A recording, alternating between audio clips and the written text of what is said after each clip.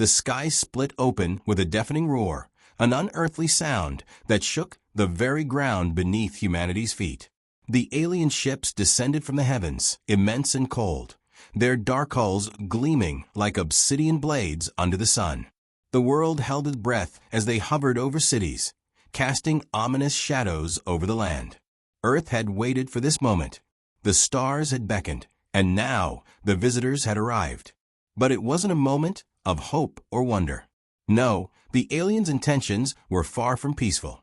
They were conquerors, driven by an age-old thirst for power, and their advanced technology was enough to topple any civilization they encountered.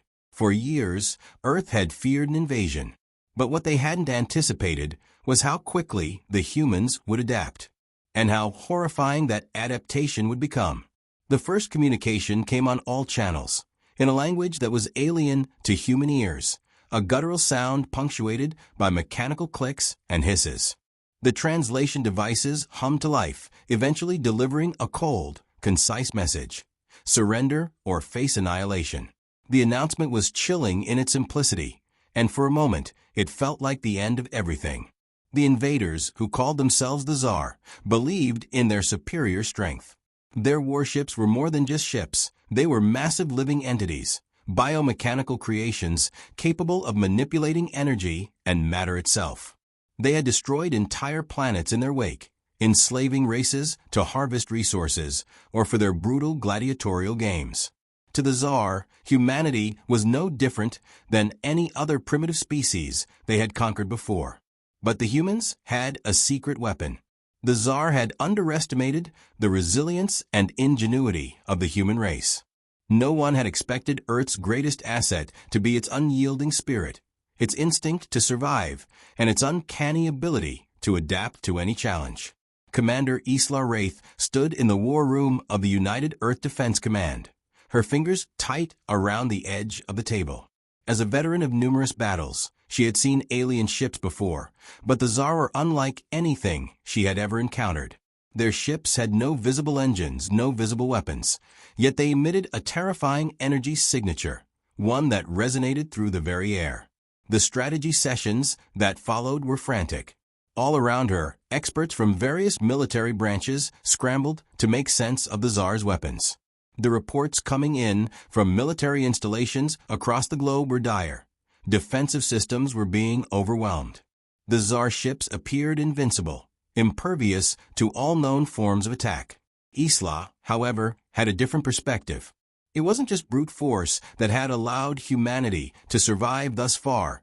It was intelligence, adaptability, and sheer willpower. She wasn't going to lie down and accept annihilation, not without a fight. But this fight, she realized, would not be won in the way they expected.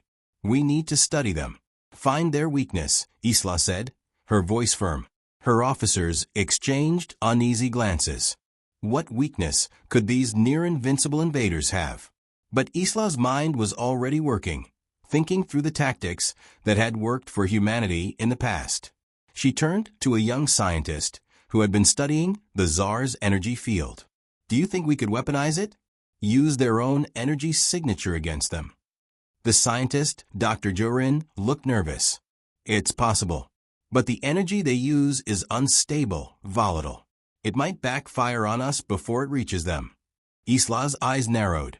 Then we make sure it doesn't backfire. The next few days were spent in a whirlwind of research and development. Earth's best minds and scientists worked around the clock, seeking any way to turn the Tsar's power to their advantage. The Tsar, oblivious to the humans' resolve, continued their campaign of fear, broadcasting their demands, and showing no signs of backing down. Cities fell silent under their gaze, but the humans weren't defeated. The first strike came as a surprise, launched from a newly designed orbital cannon that harnessed the energy of the Tsar's own ships. The Tsar's shields crackled as the beam made contact, but something unexpected happened.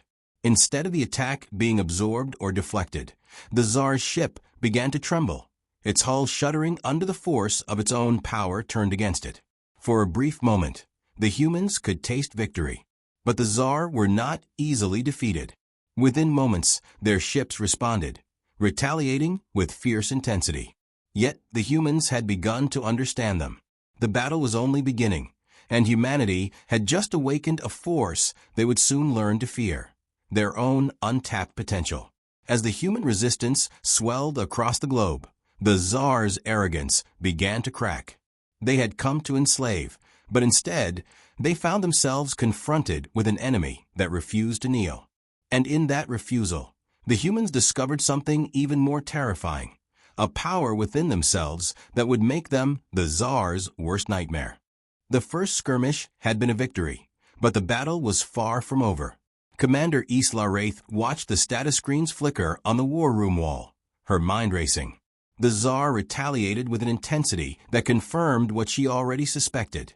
Their pride had been wounded. They had underestimated Earth, and now they were angry. But humanity wasn't backing down. Not anymore. Across the globe, pockets of resistance had started to form. What had begun as a few isolated strikes against the invaders was now a full-scale movement. The Tsar ships, despite their terrifying strength, had not anticipated the ingenuity of Earth's people. People who had once been divided by nations, languages, and ideologies were now united under one banner: survival. Enslave's eyes flicked to a report coming in from the African front. A small town, once devastated by the Tsar's initial bombardment, had suddenly become a rallying point. Out of a wreckage, something extraordinary had emerged. The town survivors, working alongside scientists and engineers, had created crude but effective weapons using the Tsar's own technology. They had learned, adapted, and turned the tide in a way that sent ripples of doubt through the Tsar command. "Sir, there's something you need to see," Dr. Jorin said, entering the war room with urgency. He held up a data pad, his face pale. "We've been monitoring the Tsar's energy signals, and there's something off. They're changing their tactics." Enslave's heart skipped a beat. "What do you mean, changing?" "Their ships, they're fluctuating. It's as if they're responding to our attacks in real time, adapting." He swallowed hard. "I think they're learning from us." Enslave's mind raced. If the Tsar were evolving and learning on the battlefield, humanity's advantage could disappear in an instant. She leaned forward, her voice cold with determination. "Then we need to learn faster." But it wasn't just about tactics anymore. As the resistance spread, strange things began to happen. Earth's ability to adapt went beyond the technological. Ordinary people, who had once been helpless before the Tsar's overwhelming power, were now discovering abilities they didn't understand. Survivors of the initial attacks reported strange phenomena: bursts of energy, bursts of strength, heightened senses. Some described hearing voices. Others felt their bodies shifting in ways they couldn't explain. It wasn't just the machines that were evolving. It was humanity itself. In the underground labs scattered across the world, scientists scrambled to explain the phenomenon. Dr. Jorin, alongside Enslave, pored over countless data streams, trying to uncover a pattern. The answer came one late night, in a burst of discovery. Earth's exposure to the Tsar's energy field was not just damaging. It was altering the very DNA of the people who came into contact with it. Somehow, through a process no one fully understood, the energy was unlocking dormant abilities in the human genome. These abilities weren't just random, they were adaptive, enhancing specific traits in each individual: strength, speed, telepathy, and even the ability to manipulate energy. Enslave watched the discovery unfold with a mix of awe and terror. The Tsar had thought they could enslave humanity with their superior technology. Instead, they had unknowingly awakened something far more dangerous: the latent potential of the human race. Word of these new abilities spread quickly. Resistance fighters were now able to call upon bursts of power, channeling the strange energies coursing through them to enhance their combat abilities. In underground cities and hidden bases, humans who had once been ordinary civilians were now fighting like soldiers, developing powers that defied all logic. And yet, they were not just fighting with newfound strength. Their minds were evolving too. Humanity was becoming something else entirely. In the midst of this transformation, Enslave's thoughts turned inward. What would she become? What would the rest of the world become? As the ability spread, it was clear that Earth's future was no longer in the hands of mere soldiers or governments. The power was now in the hands of the people, ordinary men and women, each capable of extraordinary feats. But with power came fear.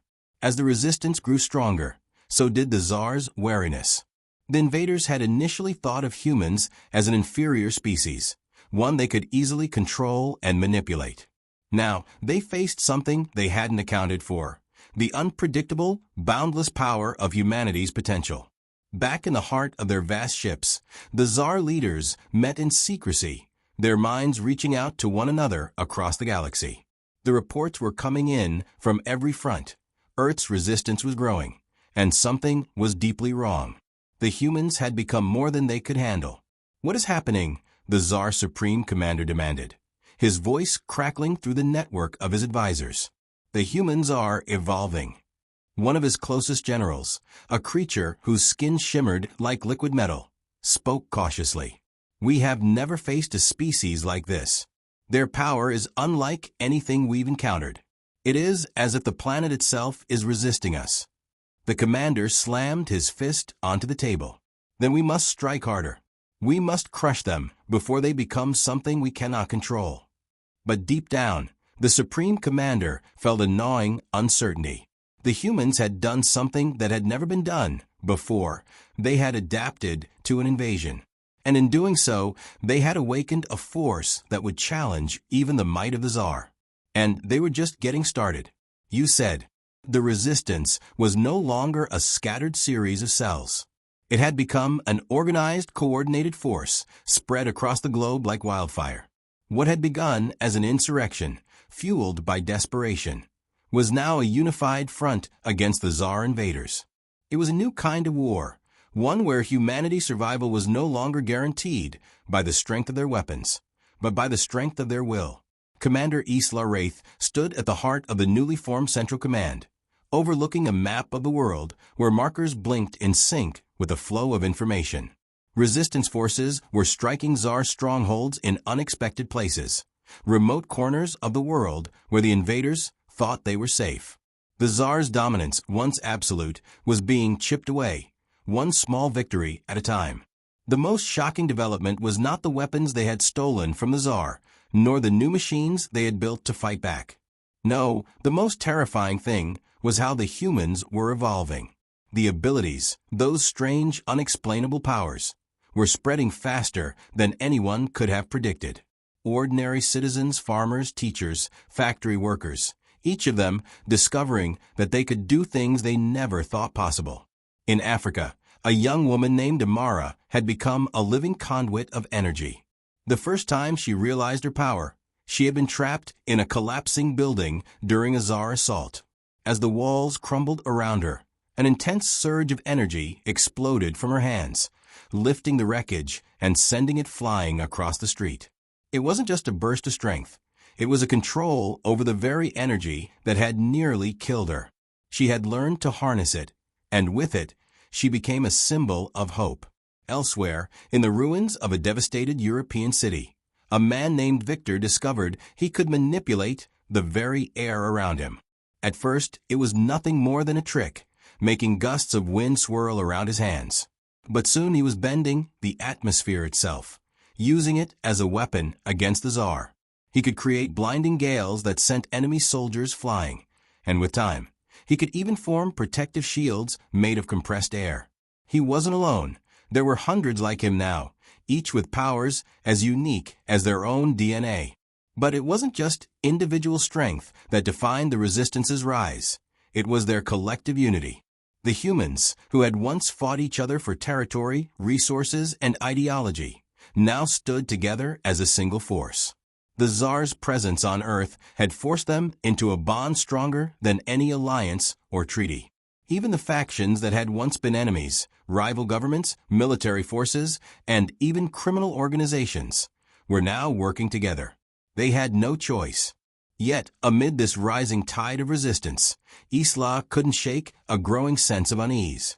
The more the humans evolved, the more unpredictable they became. It wasn't just the Tsar who were beginning to fear humanity. It was the humans themselves. In the quiet moments, when she was alone in her command center, she found herself questioning how far the human race could go. How long before the very abilities that made them stronger would turn into something darker, something uncontrollable. Enslave wasn't the only one with these thoughts. Dr. Jorin had spent countless nights researching the growing phenomenon. He was both awed and frightened by what he had discovered. "Enslave, we need to talk," Jorin said one evening, his face grave as he entered her office. "It's happening faster than we thought." She motioned for him to sit. "What do you mean?" "It's the evolution," Jorin said, shaking his head.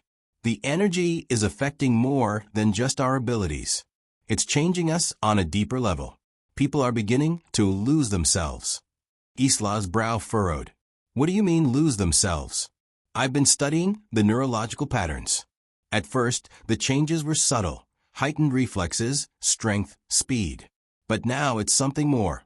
Some individuals are beginning to experience memory loss, emotional instability, and even hallucinations. It's as if the energy is breaking down the very core of who they are. We're losing our humanity." Enslave's heart sank. She had feared this. This was why she had always been hesitant about the human potential. With power came corruption, and with it, a danger that was just as lethal as the Tsar themselves. But the Tsar were still the immediate threat. As humanity's resistance grew, so did the Tsar's desperation. They had never faced an enemy like this, one that not only fought back with ferocity, but adapted in ways that defied their understanding. The Tsar began to change their tactics, retreating from major battles to regroup and reconsider their strategies. The Supreme Commander, once certain of his victory, found himself in a rare moment of doubt. "We underestimated them," the Supreme Commander admitted, pacing his command deck. "The humans are becoming something we never imagined. We cannot afford to let them grow stronger." His generals exchanged uneasy glances. "What are your orders, Commander?" one asked. "We need to neutralize them before it's too late," the Supreme Commander said, his eyes narrowing with cold determination. "We need to strike at their heart." But the Tsar were beginning to realize that the humans were not just fighting for survival. They were fighting for something more. The Tsar could enslave or destroy civilizations, but humanity had something they could not replicate, a spirit that refused to be broken. And yet, even as the humans rallied, they were beginning to see cracks within their own ranks. The Tsar were only part of the threat now. If the resistance was going to win, they would need to confront not only the alien invaders, but also the dark side of their own newfound powers. The balance between evolution and destruction was fragile, and humanity was teetering on the edge. Time was running out. As the resistance's momentum built, the humans' newfound powers, once a symbol of hope and resilience, were beginning to reveal their darker side. The fractures were subtle at first, little signs of instability in the midst of victory. But the cracks were spreading, like a spider's web, fragile and dangerous. Commander Enslave had witnessed the power of the resistance firsthand. She had seen civilians transform into extraordinary fighters, manipulating energy with a terrifying precision, bending the laws of physics to their will. They were no longer just people. They were becoming something else, something more primal. In some, the energy awakened a quiet nobility, a drive to protect and unite. But in others, it unlocked something darker, something violent. Enslave had been briefed on the reports coming in from the front lines. In one region, a former schoolteacher had started to grow increasingly erratic. At first, his telepathic abilities were a great asset, allowing him to coordinate resistance movements and even anticipate enemy actions. But then, the power seemed to corrupt him. He became paranoid, hearing voices in his mind, suspecting his own people of betrayal. Soon, he began using his abilities not just to fight the Tsar, but to control his fellow humans, turning on them with his newfound power. A group of resistance fighters, under his command, had defected, pledging allegiance to him instead of the greater cause. This wasn't an isolated incident. Across the world, similar stories were emerging. Those who had once been humble, hard-working citizens were now wielding powers that allowed them to dominate and intimidate. They no longer fought for survival, they fought for control. And in some cases, they had become as dangerous as the Tsar themselves. Enslave's thoughts were interrupted by the sharp beep of her comm system.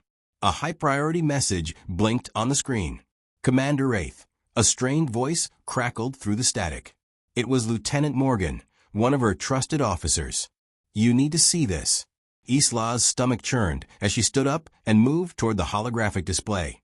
The feed came from a satellite over the Asian front, where reports of a rogue group of powered humans had just started to surface. A small settlement had been overtaken, not by the Tsar, but by humans, those who had grown too powerful, too dangerous for the resistance to control. The footage was chilling. A man, his skin glowing with an unnatural radiance, stood atop a ruined building. His eyes, once kind and compassionate, were now wild and feral, glowing with an eerie, otherworldly light. The energy has driven him mad, Enslave muttered. He's lost himself. She had seen glimpses of this in others, psychological breakdowns, fits of rage, and power that fed on fear. But to see it so openly was a new level of danger. These weren't just rogue fighters. They were leaders, wielding influence over others, corrupting the very foundation of the human resistance. This can't continue, Enslave said, more to herself than anyone else. We're becoming what we feared. Dr. Jorin had warned her of this, but seeing it firsthand was different. The energy that had once been a gift, an evolutionary leap that humans had never dreamed of, was turning into a curse. It was warping the minds of those who came into contact with it, twisting their motivations and their morals. The Tsar were not the only ones who had to be defeated now. The very force that had empowered humanity to stand up against them was threatening to tear them apart from within. Meanwhile, high above Earth, the Tsar were dealing with a threat of their own. The Supreme Commander, once confident that humanity would submit to their will, was now grappling with the realization that the humans had become a force he could not predict. Worse, the growing internal conflicts among the resistance had become a wild card. The Tsar's enemies were weakening themselves from within. The humans they fight amongst themselves, General Trith, one of the Tsar's most brutal commanders, observed. The energy is not only making them stronger, it's driving them mad. The Supreme Commander narrowed his eyes. But it is the unpredictability that makes them dangerous. We cannot wait for them to destroy themselves. We must take action now, before they become something we cannot control. He turned toward his fleet of biomechanical warships, their sleek, inhuman forms floating like dark shadows in the stars. The Tsar had already lost countless vessels in battle. Now it was time for a new strategy, one that could obliterate the humans before their own internal struggle consumed them. We will strike at their core, the Supreme Commander said coldly. If we cannot subjugate them, we will annihilate them. His mind raced, considering the possibilities. The humans, with their newfound powers, were growing faster than he had anticipated. They were becoming a threat not just to his conquest, but to the very fabric of his empire. The Tsar had to adapt too, quickly, decisively. It wasn't just the human strength that made them dangerous. It was their unpredictable nature, their ability to evolve faster than any race the Tsar had ever encountered. Back on Earth, Enslave was coming to a grim conclusion. The fight against the Tsar was far from over, but there was another battle brewing, one she wasn't sure humanity could win. The energy that had unlocked their potential was now fracturing them. The resistance was on the verge of splintering.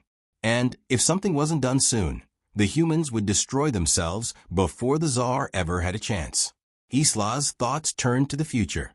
She needed to find a way to restore balance, to ensure that the power humanity had unlocked didn't consume them. But deep inside, she feared that once a force like this was unleashed, there was no controlling it. The human race was on the edge of a precipice, and the fall could be as deadly as the Tsar themselves. Her voice was resolute when she addressed the command center. We need to act fast. If we can't control the energy, we'll lose everything. The Tsar won't be our only enemy for much longer. The resistance wasn't just facing an alien invasion anymore. They were fighting themselves. And the fracture was only getting worse. The uneasy peace among the resistance shattered like glass. The tensions that had been simmering beneath the surface of humanity's struggle for survival suddenly exploded. It wasn't just the Tsar who threatened Earth's future anymore. It was the very people who had once fought side by side to protect their world. Enslave sat alone in her command center, the weight of her decisions pressing on her. She had seen it coming, the rapid spread of powers among her people, the way they had shifted from fighting for survival to fighting for dominance. The resistance was fracturing. What had once been a unified force of human resilience had begun to splinter into factions, each with its own idea of how to win the war against the Tsar. Reports were flooding in of rogue leaders taking control of entire regions, claiming territories as their own. They didn't just want to defeat the Tsar anymore. They wanted to reshape the world in their own image. The once courageous fighters, driven by a noble cause, had become self-serving rulers, with their powers used to intimidate and control rather than liberate. Each new report felt like a new wound in the body of the rebellion. And then there was the worst case, the rise of the so-called overlords. These were humans whose powers had grown beyond even the scientists' ability to measure. Amara, the woman who had once saved her village, was now leading a growing faction of powered rebels in Africa. They claimed to be fighting for the survival of the human race, but their tactics were brutal. Entire settlements were razed, their people either conscripted into the growing ranks of Amara's forces or eliminated for perceived disloyalty. The worst part was that Amara wasn't alone.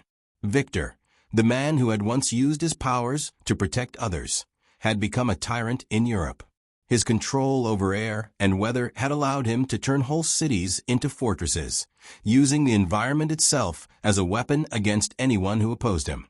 Even the Tsar had become fearful of his growing power. Enslave couldn't just stand by. She knew that if the humans didn't stop this madness now, they would be no better than the Tsar, conquerors, enslavers, destroyers. They would lose everything. She had to act before it was too late.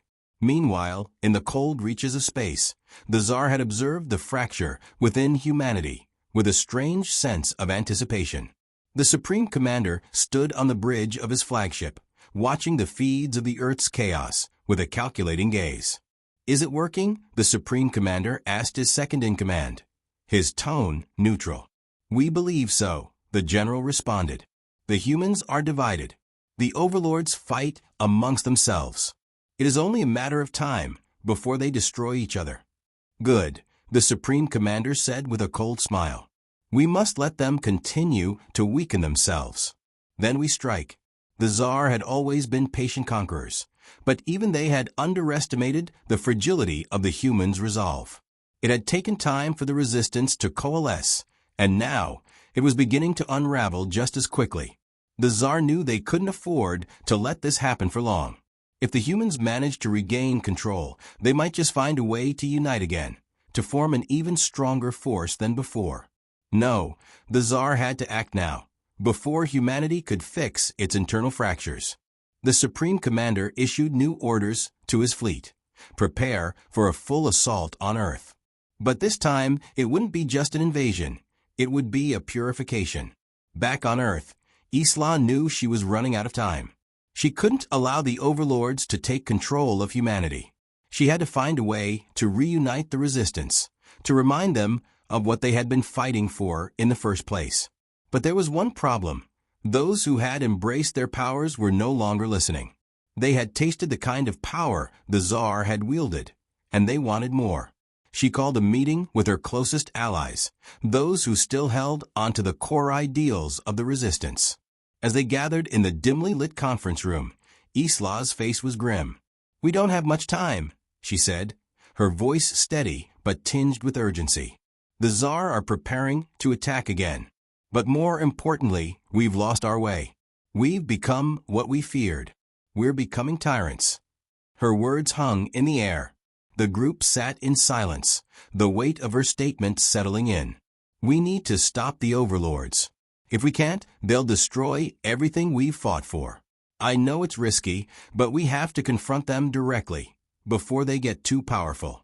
We can't let them control the narrative of this war." Jorin, the scientist, who had been instrumental in developing the Resistance's weapons, spoke up, his voice tight. "But how, Commander? How do we stop them? They're not just human anymore. They're something else." Enslave's gaze was unyielding. "We fight them with the same strength they used to rise up. We remind them of what it means to be human, to fight for each other, not to rule over one another." Enslave's plan was simple, but perilous. She would lead a small, elite force of resistance fighters to confront Amara and Victor, humans whose powers had grown beyond comprehension, and try to reach them before their forces tore Earth apart. If she could remind them of the bond they once shared, maybe they could stop this madness. But deep down, Enslave knew it might be too late. The damage had been done. Humanity had been shattered into pieces, and those pieces were now falling apart, ready to tear the world asunder. As the mission began, the resistance forces rallied behind Enslave, preparing for what was surely going to be a battle unlike anything they had faced before. This would not just be a fight for survival. It would be a fight for the very soul of humanity. And in the distance, the Tsar fleet loomed, ready to take advantage of the fractured world below. If Enslave and her team failed, humanity would fall not just to an alien race, but to its own hubris. The battle for Earth had entered a new stage. The shattering had begun, and the outcome was far from certain. The world had been divided into shards.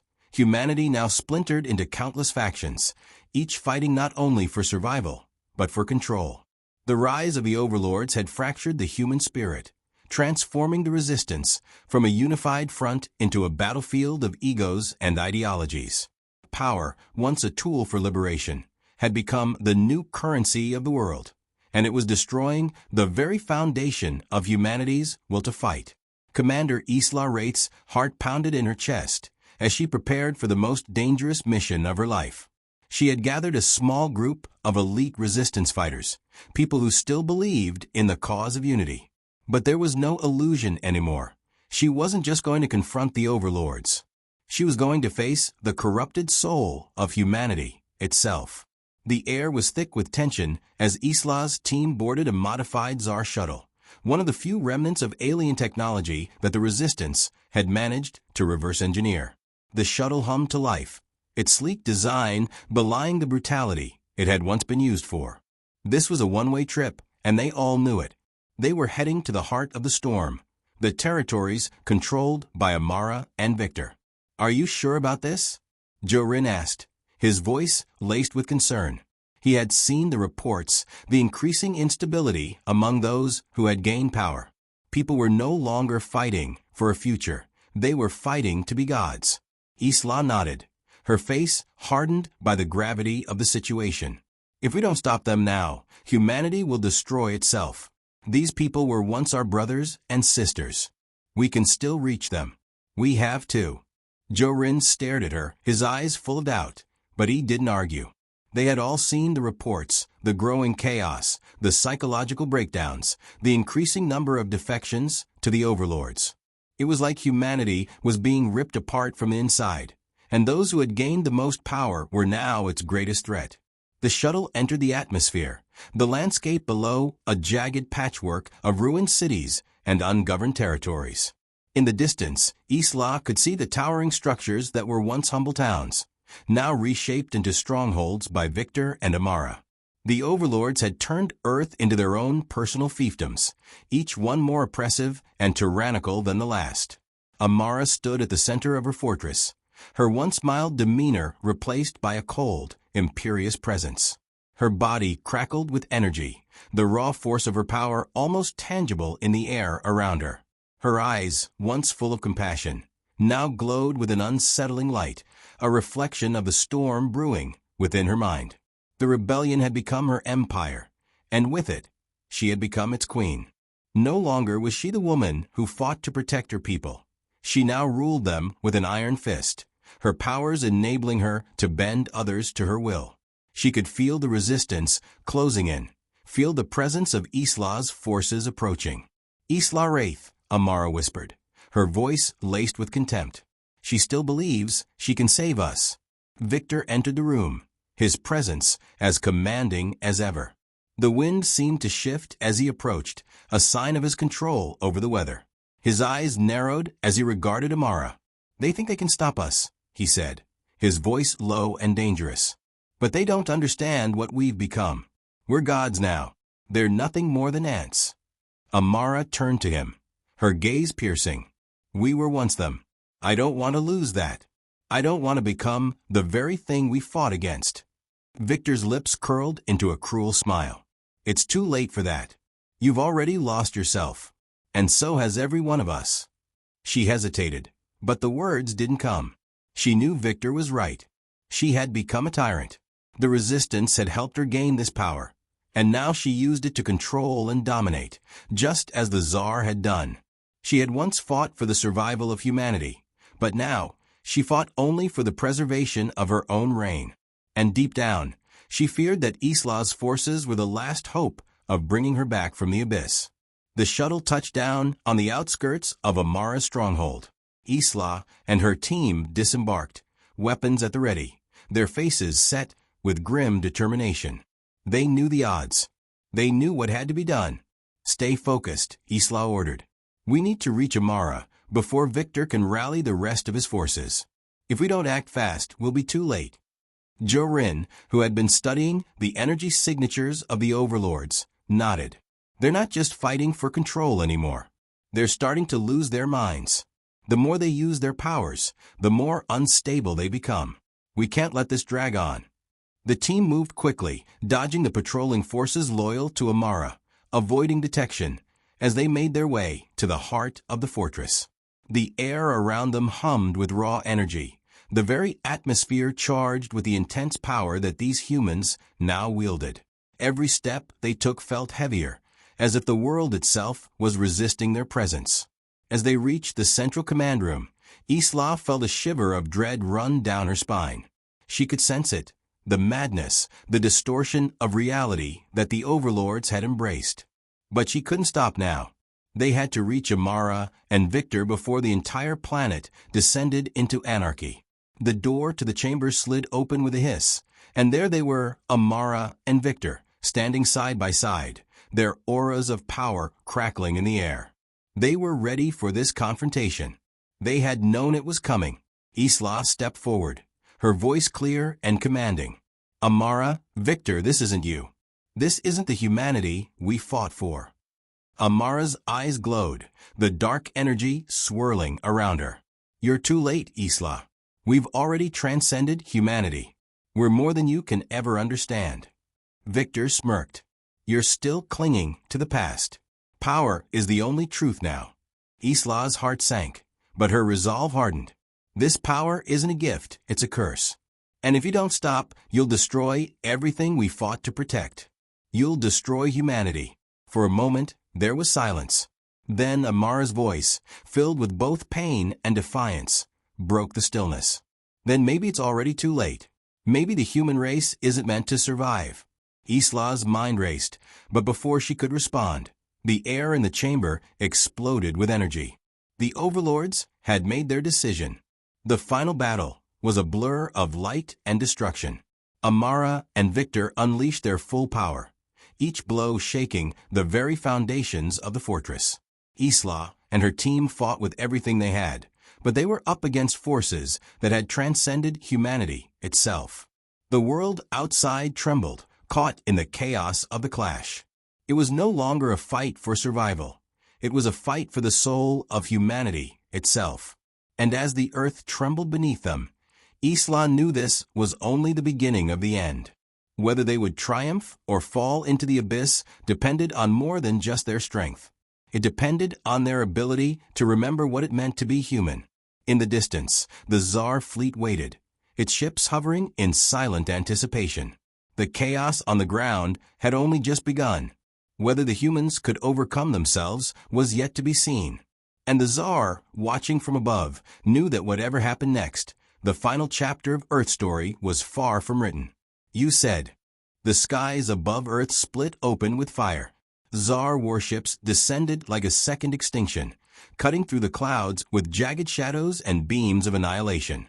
From orbit, they had watched as Earth fractured, its people at war with themselves. Now, They moved with cold certainty. The humans were distracted, divided, broken. It was time to finish what they had started. But on the ground, deep within Amara's fortress, the true war raged. Amara and Victor stood as gods incarnate, their powers unleashed in a storm of light and thunder. The walls of the chamber melted under the force of their fury. And yet, in the heart of that chaos, Enslave Wraith still stood. Bruised, bloodied, her squad scattered or dead, but still standing. You think this power makes you gods? Enslave shouted over the roar of energy. Her voice cracked with pain, but rang with fury. It makes you prisoners. You've built your cages and crowned yourselves kings inside them. Victor advanced, his boots cracking the stone beneath. You're weak, Enslave. You always were. You fight for rules, for limits. That's why you'll die like the rest. But Enslave didn't flinch. Instead, she reached into her coat and pulled something glowing. A small, unstable Zar energy core fused with human tech. Jorin's final invention, born from desperation and brilliance. It pulsed like a heartbeat in her palm. This isn't for me, she said quietly, tears tracing lines through the ash on her face.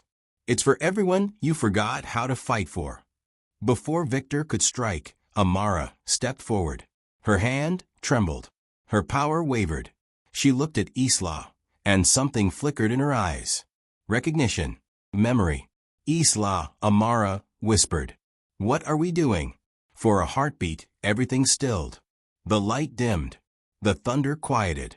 You're remembering, Enslave said, her voice barely audible. You were the first to rise. You can be the first to stop. But Victor roared, flinging Amara aside with a wave of hurricane-force wind. Weakness, he screamed, his face contorted with rage. She's tricking you. Then he lunged for Enslave. But Amara was faster. In an instant, she was between them, her hands glowing with the full force of her energy. For the first time in weeks, she didn't channel that power into destruction. She redirected it into Victor. Not as a blast, but as a transfer. A siphon. No more, she said, her voice breaking. I won't be this anymore. Victor's power surged, overloaded, then shattered. His body collapsed in a convulsion of light. When it was over, he lay unconscious, alive, but human again. Amara dropped to her knees beside Enslave. It's not too late, she whispered. Enslave looked at the sky. The Zar fleet was entering the atmosphere. Time was almost up. They're here, she said. We end this now. Above Earth, aboard the Zar command vessel. The Supreme Commander watched the battle's unexpected turn with a mix of awe and dread. They've neutralized one of their own overlords, said a Zar officer. No, the commander said slowly. They've done something worse. They've unified. The overlords had been the Tsar's great hope, the harbingers of humanity's self-destruction. But now, at the edge of collapse, humanity had done what no species before them had managed under Tsar rule. They'd changed, not just evolved. They had learned to temper power with empathy, to pull themselves back from the brink. They cannot be allowed to recover, the commander hissed. Commence the planetary purge. Earth, the final stand. The sky turned red. A beam from the Tsar flagship lanced toward the Earth's surface, a weapon capable of splitting tectonic plates. But it never hit. Amara, burning, glowing, radiant, rose into the sky, dragging every last drop of her power with her. Enslave, barely standing, watched as the woman who had nearly damned them all now soared to redeem what was left of humanity. Amara reached the beam, and for one final moment, time seemed to hold its breath. Then she detonated. Her energy exploded in a blinding cascade of light, intercepting the Tsar weapon mid-air. The shockwave rippled into the heavens. The fleet's targeting systems crashed. The atmosphere itself screamed. And then, silence. Amara was gone. But the Tsar beam had never touched Earth. A day later, the Tsar fleet was retreating. They didn't understand how they had lost. They had the numbers, the weapons, the tactical advantage. But what they faced on Earth was something new, something terrifying. Not raw power, not technological might, but a species that had peered into its own soul, seen the abyss, and stepped back. A species that had refused to be ruled, even by its own monsters. A species that changed itself faster than it could be changed by others. Epilogue. The world was broken. Cities were rubble. Millions were gone. But from that ruin, something stronger had risen. The overlords were gone. The resistance, battered but alive, had reclaimed what it meant to be human. Powers remained in some, yes, but now they were tempered, watched, guided. Commander Enslave stood where Amara had last been seen, a quiet field now scorched into glass. Jorin joined her, carrying the only remaining fragment of the energy core, now inert. She stopped it, he said. She really did it. Isla nodded. She remembered who she was. That was all it took. He looked to the sky. Do you think they'll come back? She followed his gaze. Maybe. But next time, they'll remember us. Because the Tsar had come to enslave humanity. They had come expecting fear, weakness, and submission. But instead, they found something far worse. They found a species that evolved not just in body, but in soul. A species that broke, but then healed. A species that would burn the stars before it ever bowed again. They came to enslave us, but ended up fearing our very existence. Forever.